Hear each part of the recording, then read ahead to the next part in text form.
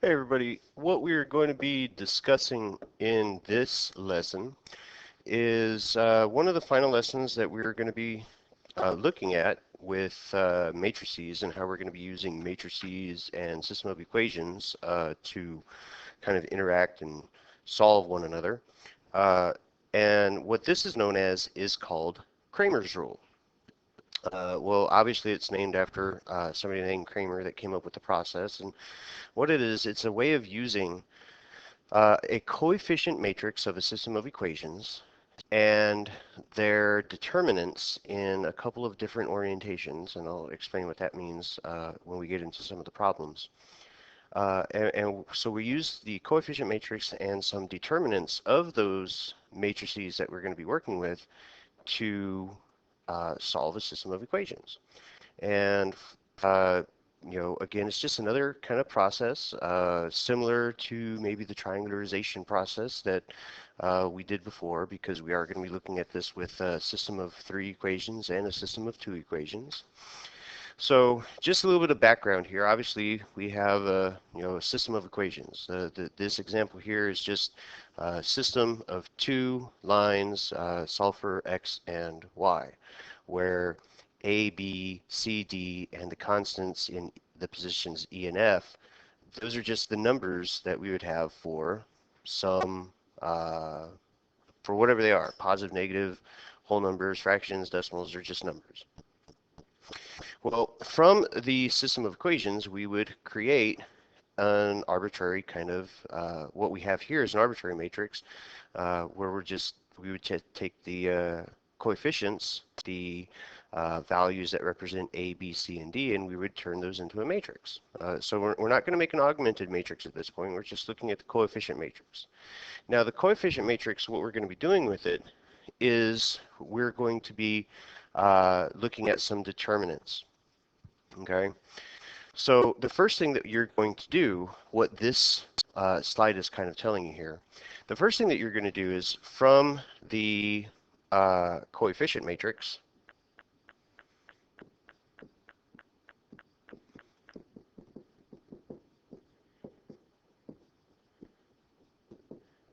first thing we're going to do is we're going to take the coefficient matrix and find the determinant.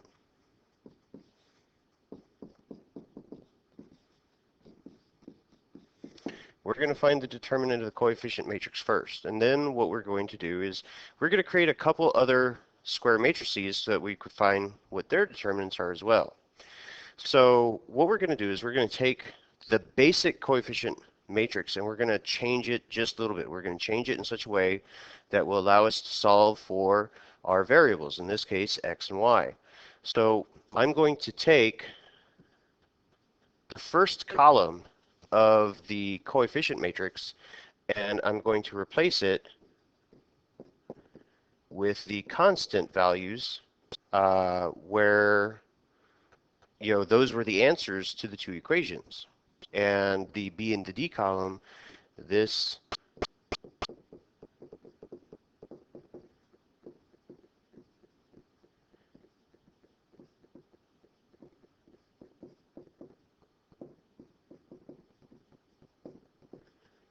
that second column stays the same as the coefficient matrix. Well, that is that would be a matrix that we would produce. It's kind of different than the coefficient matrix. We're kind of taking 2 of the coefficients out, the A and the C, and we're going to replace them with the constants. And so now what I would do here,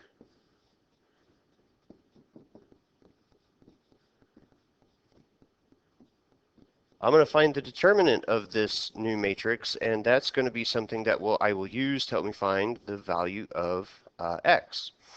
And so the last thing that I'm going to do is, okay, so we're using a matrix to figure out what the value of x is. So we're also going to use a matrix to figure out what the value of y is. And so that means we have to create one more matrix. So the last matrix that you see here on the right side of the screen, where it says d sub y, or we would just kind of refer to it as dy. Well, we're taking, again, the coefficient matrix, and these stay the same, okay? So we'll just put that arrow there, because uh, those numbers from the coefficient matrix, they don't change. Well, now what I'm going to do, again here, the one thing that I'm changing from the coefficient matrix is I'm replacing the second column with whatever the answers were. So these are the constants from the system of equations that we had. And once I have this matrix set up, the next thing I'm going to do is find the determinant of that matrix. Now, once I know the determinant of the coefficient matrix, the determinant of the matrix that we're calling dx, and the determinant of the matrix that we're calling dy, I'm going to use those three numbers as a ratio in order to solve them. And this is the ratio that we're going to use. So once I know the value for d, the determinant of the coefficient matrix, dx, the determinant of that first variable, will replace the first, or we'll replace the first columns with the constants, and dy will replace, made a new matrix, we'll replace the second column with the constants. We're going to just put them as a ratio. And whatever that ratio is, we're going to simplify it. Okay? And when we're done, we can always check our answers just like normal by plugging them back into the problem and see what we get. So let's take a look at how we're going to use Cramer's rule. So here's a system of two equations. Now, the very first thing that I want to do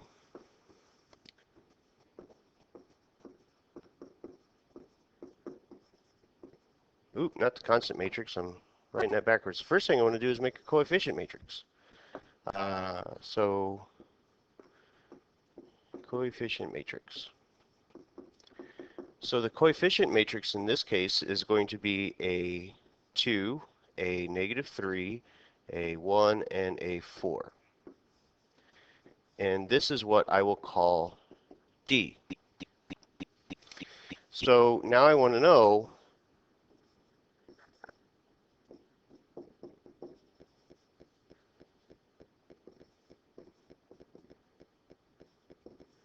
I'm going to find the determinant, which we're just going to call it D. So I'm going to find the determinant of this matrix. Now, here we're going to kind of just do the product sum process, where the determinant of a 2 by 2 square matrix is A times D minus B times C.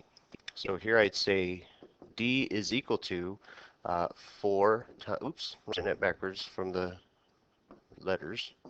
Let me keep them in the order that we have them written down. So I'm going to say 2 times 4 minus -3 times 1. And if you type that into your calculator, you're going to get 8 plus 3 basically, which will give you a determinant of this matrix to be 11. Okay, so now I've created the coefficient matrix and I found its determinant. So now the next thing I'm going to do is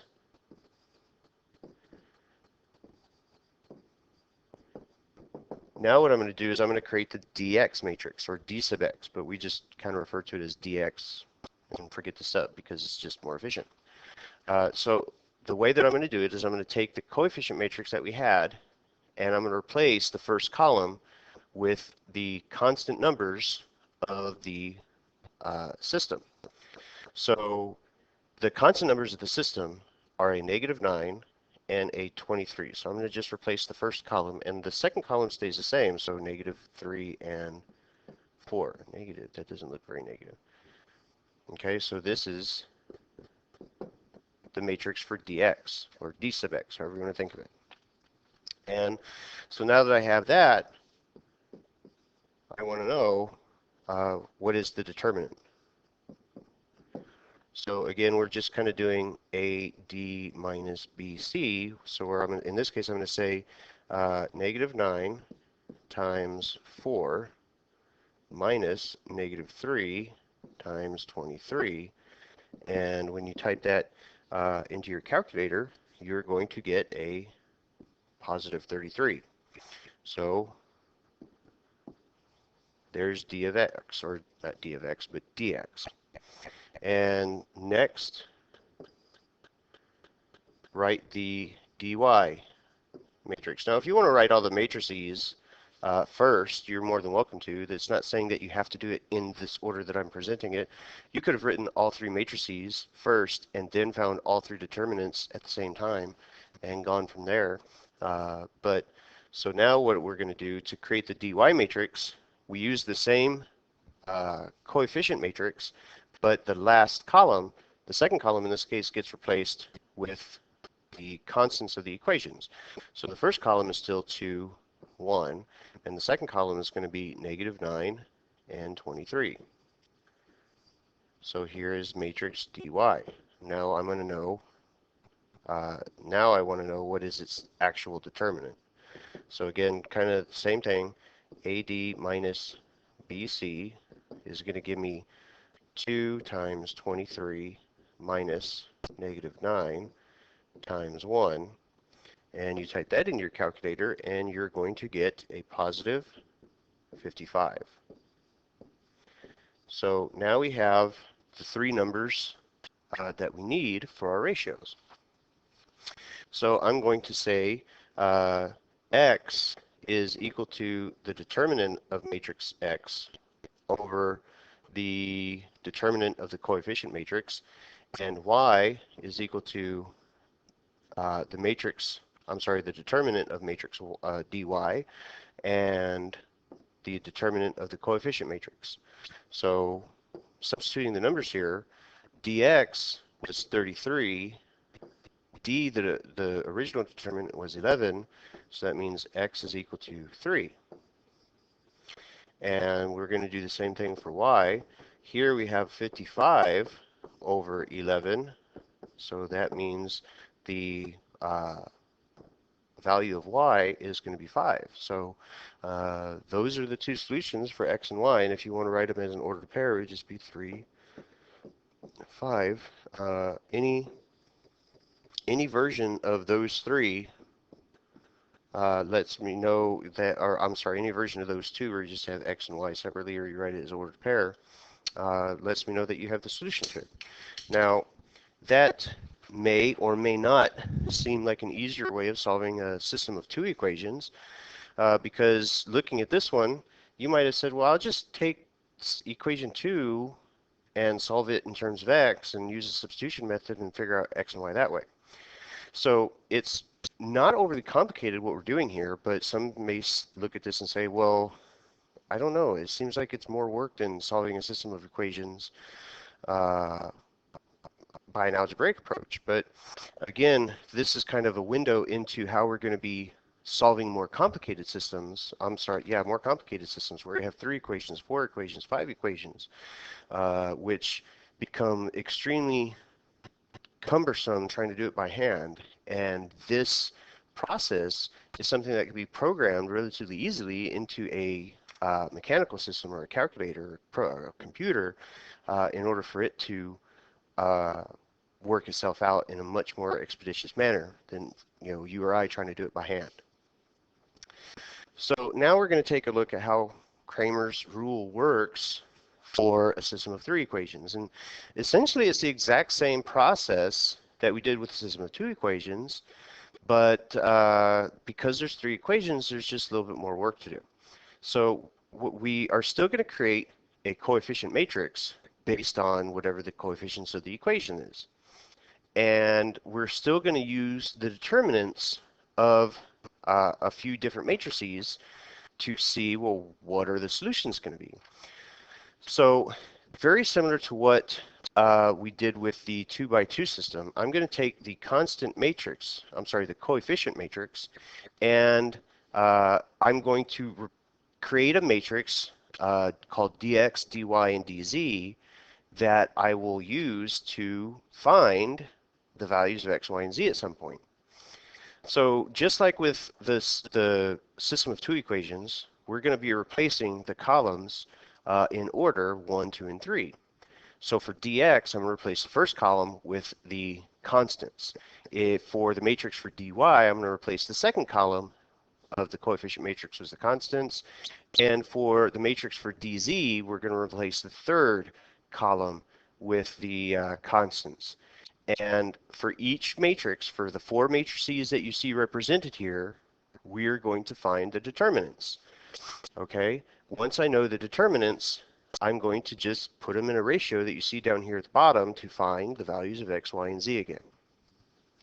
So now the determinants of a 3 by 3 matrix, there's a couple of different approaches for this. Okay, so we've shown you in class how to find the determinant of a 3 by 3 matrix using minors, and how to use something called the column rotation system, where you kind of look at the diagonals going down and the diagonals going up to figure out what the determinant is. Now, personally, I think that using the minors is just a more efficient way of utilizing your real estate on your paper. So that's generally how I'm going to be looking at it. But if you want to use the column rotation method, by all means, this would be a perfect time to make a note to yourself and say, oh, Mr. Piercy, show me how to do this thing one more time again. So that's what we're going to be doing. We're going to create the four matrices, find the determinants of the four matrices, and then use the ratios of the determinants to tell me what the solutions for x, y, and z are. So we're still using matrices to solve a system of three equations, but now we're not going through the process of triangularizing anything where we create the augmented matrix, do a few row operations, and get a simpler system of equations. We're not going to do that here. All right, so the first thing I'm going to do is create the coefficient matrix from the system that we have here. So this is going to be matrix D. So I'm going to say 2, -1, 3 for the first row, 1, 1, 1 for the second row, and -1, 5, and 2 for the third row. So here is my coefficient matrix. Okay, and the first thing, now that I have this, I'm going to go ahead and figure out, well, what is the determinant of this matrix? So now, if you remember, this is the one thing that may be a little more complicated to help you remember. When we're talking about finding the determinant here, there's an array of signs that we apply to this, where we start with positive, negative, positive, and we just kind of go through each row alternating. Now, what if we had numbers that were zeros? I would, look at either a row or a column that use those. But really, what I'm going to look at is I'm going to just kind of look at, well, which one gives me the smallest overall numbers to work with, something that's not going to be too terrible. So I'm going to make the determinant with these numbers here. So the first one that I'm going to be looking at, the one in that row on the left, has a negative sign in front of it according to the positive-negative array that we're looking at. So -1, and it's minor. Remember, just take your pencil or a couple pieces of paper or something and cross out, block out the row where the 1 is and the column where the 1 is, and what's left over as a minor matrix is -1. I'm not spacing my numbers here the way I want to.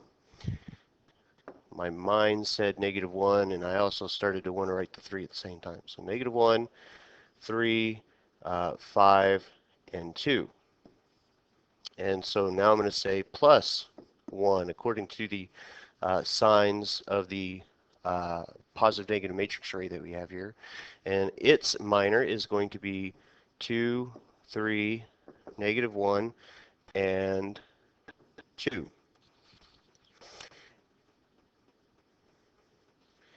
So the last one that we're going to be looking at, again, is a 1, but its sign is going to be negative when we figure out what the determinant is. And that one is going to be a 2, -1, -1, and 5 for its minor matrix. So now we're going to just kind of figure out what is the determinant of each minor matrix. So this is basically saying -1 times the determinant of this square matrix here is going to be a -17. Then we're going to say +1 times, and the determinant of this minor matrix is going to be a 7, and minus 1 times the determinant here, a positive 9. So if you type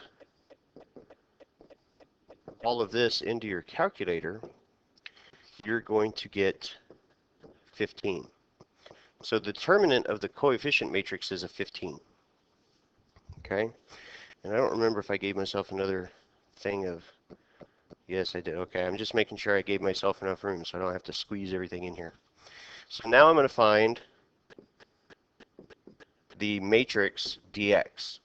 So the matrix dx is made from the coefficient matrix and the constant numbers, where because x is the first value that I'm solving for, I'm going to replace the first column of the coefficient matrix with the constant numbers 13, 2, -5. And the rest of the coefficient matrix stays the same. So the next column is -1, +1, and 5, and then 3, 1, and 2.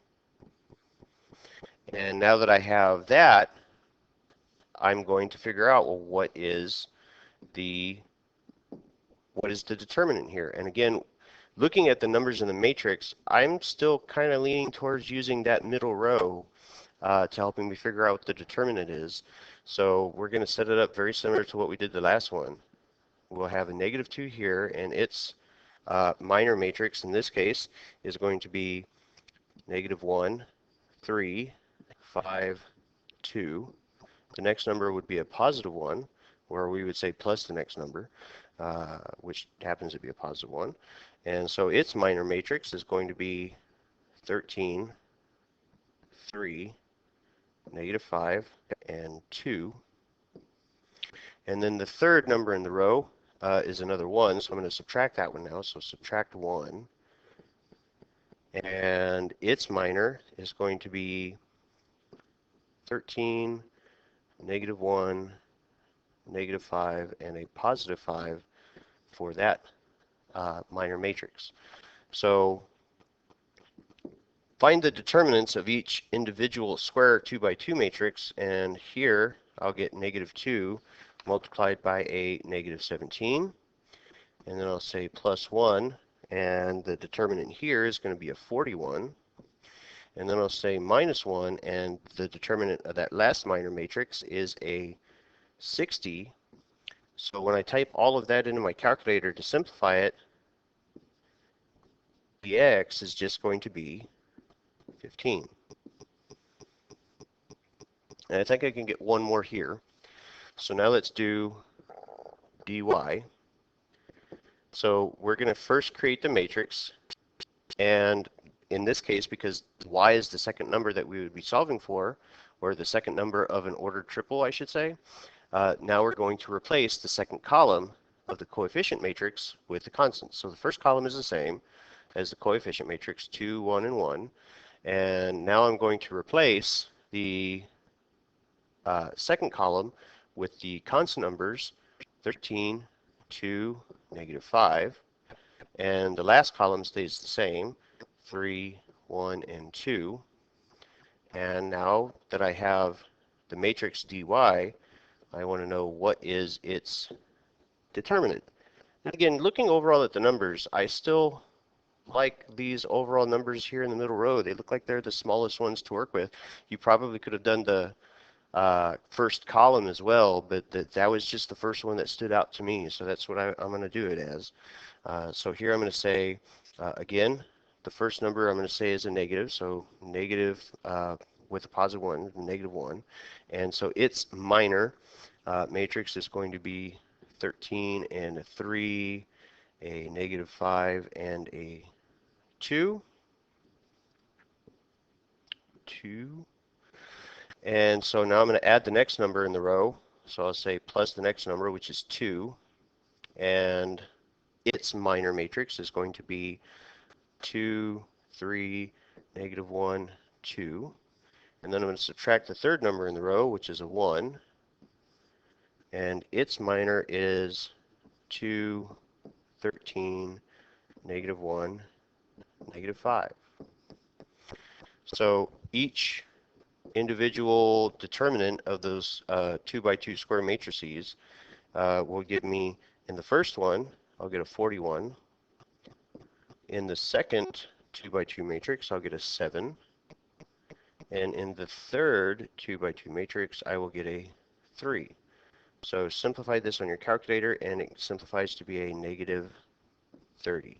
So now we have dy. Now I'm going to just go to a clean screen here so I can finish out the operations that we have here. So now let's get the matrix for z.